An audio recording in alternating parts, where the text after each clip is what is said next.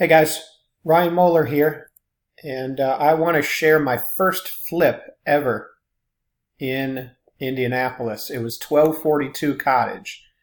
It wasn't pretty, but that's what we look for. Ugly houses that need a lot of work. It was a little two-bedroom house in Fountain Square, which if you know Indianapolis, Fountain Square is probably the hottest neighborhood near downtown. This is what it looked like. It was actually a double lot, so two parcels right on the corner, which was ideal.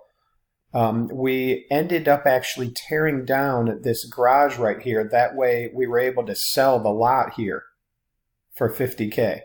That was the huge kicker. We got the house for $91,000. We negotiated seller financing, so we put in a down payment and then carried the rest. And sold the lot, which was a huge bonus. And then we fixed up the two-bedroom and put a deck on back and sold it. But we ran into a lot of problems. The walls, once we opened it up to add a master suite, and there was fire damage. There was a stump growing into the foundation. The floors were very unlevel. We had to kind of dig that up. It was an interesting project. One of the really cool things that we did, I'll go through the after. So obviously we put hardy board siding, did the cedar shake, the fence. I mean, we really made it nice. Did nice plank flooring, tile surround in the bathroom. Just nice finishes, granite. This was the cool part. So we wanted to do an open concept, but there were stairs right here that went down to the basement.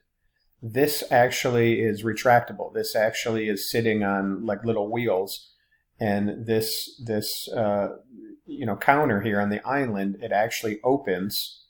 It actually opens towards this way. That way you can go down the stairs. Those are stairs right there underneath. So that really helped us get that open concept and make it look much bigger, because it was a small two-bedroom. But it all said and done, we ended up making $44,000. We definitely went over time and over budget, but it turned out to be a great learning experience with a pretty darn good profit.